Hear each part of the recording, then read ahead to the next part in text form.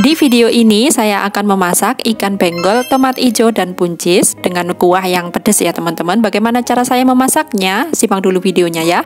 Nah, ini ikan benggolnya tadi itu saya membelinya segendok ini ya teman-teman. Dan ini akan saya buka dan mau dilihat dahulu ya seberapa ini isinya. Soalnya ini biasanya ada unsur kebetulan ya. Terkadang isinya pas banyak, kadang sedikit begitu ya teman-teman. Kalau banyak nanti akan saya masak hanya separuh saja ya. Kalau sedikit ya semuanya ya. Nah, saya akan keluarkan dahulu ikan benggolnya dari gendok ya teman-teman. Ini sepertinya isinya pas lagi banyak ya, tapi ini ukurannya pas lagi kecil-kecil begitu ya teman-teman, jadi nggak mesti. Lalu ini sisanya akan saya simpan untuk masakan berikutnya ya. Kemudian akan saya cuci dahulu sebelum dimasak ya. Jadi ini masih perlu akan saya hilangkan kotorannya ya teman-teman, atau dibeteti istilahnya ya. Ayo, siapa yang makan ikan benggol nggak dibeteti dahulu, hanya disiram aja mencucinya? Yo, ngaku jangan ya adik ya. Nah, sudah selesai mencuci ikannya. Kemudian ini bumbu-bumbu yang sudah saya siapkan sebelumnya ya. Ini ada bawang putih, bawang merah, cabai merah atau cabai besar, cabai rawit, kemiri, kunyit, lalu jahe, daun jeruk purut, dan lengkuas ya. Ini nanti resepnya saya tulis di postingan berikutnya ya. Kemudian ini saya akan memotong-motong tomat hijaunya ya. Ini saya tadi membelinya hanya sekantong ini ya, diobrolkan ya. Jadi nggak banyak-banyak. Ini saya memasaknya cukup hanya untuk sehari saja ya, porsinya untuk keluarga saya ya.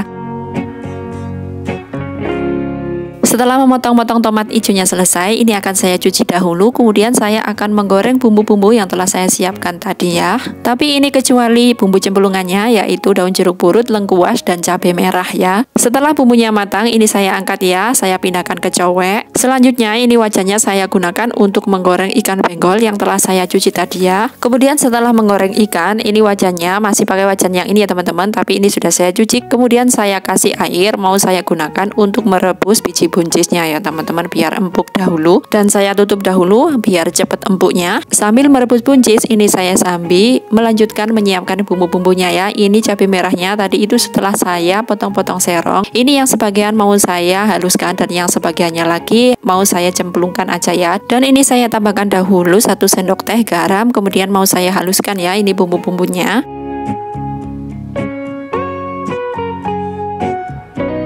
Setelah selesai menghaluskan bumbu, kemudian saya mau mengecek buncisnya apakah sudah empuk, apakah belum ya. Ternyata ini sudah empuk atau sudah matang. Kemudian saya tambahkan sedikit air. Kemudian saya masukkan bumbu yang telah saya gerus tadi ya. Setelah bumbunya sudah saya masukkan, kemudian saya tambahkan sedikit air lagi. Lalu tomat hijau yang telah saya potong-potong saya masukkan juga. Lalu diaduk-aduk sebentar. Selanjutnya saya masukkan daun jeruk purut dan lengkuasnya. Lalu diaduk-aduk lagi. Kemudian ditunggu sebentar sampai tomatnya empuk ya. Tapi ini saya tutup dahulu biar cepat empuknya. Nah, setelah ditutup ini tomatnya sudah empuk ya, sudah matang. Selanjutnya yang akan saya masukkan adalah ikan benggol yang telah saya goreng tadi. Kemudian lanjut diaduk-aduk kembali supaya ini bumbunya bisa meresap ke benggol juga ya teman-teman. Selanjutnya karena semua bahannya sudah masuk, lalu saya tambahkan air ya. Ini airnya sebenarnya sudah saya siapkan sebelumnya ya, sebanyak sepanci ini. Lalu saya masukkan cabai merah yang telah dipotong serong tadi. Selanjutnya saya tambahkan santan instan, pakai separuh aja ya teman-teman, separuh saset ini atau separuh wadah ya. Kemudian saya tambahkan 2 sendok makan gula pasir dan 1 sendok teh garam. Lalu lanjut saya aduk-aduk ya. Kemudian mau saya icipi dahulu. Setelah saya icipi ternyata rasanya kurang manis, asinnya juga kurang, jadi saya tambahkan 1 sendok makan gula pasir dan setengah sendok teh garam. Karena tanpa penyedap ya, jadi lebih banyak membutuhkan garam dan gula. Dan ini pun sudah mendidih ya, sudah bisa dimatikan api kompornya. Ini mau saya angkat untuk saya sajikan ya. Terima kasih banyak untuk temanku semuanya yang telah menonton video ini hingga akhir. Kita bertemu lagi di video saya yang selanjutnya dan silahkan mencobanya.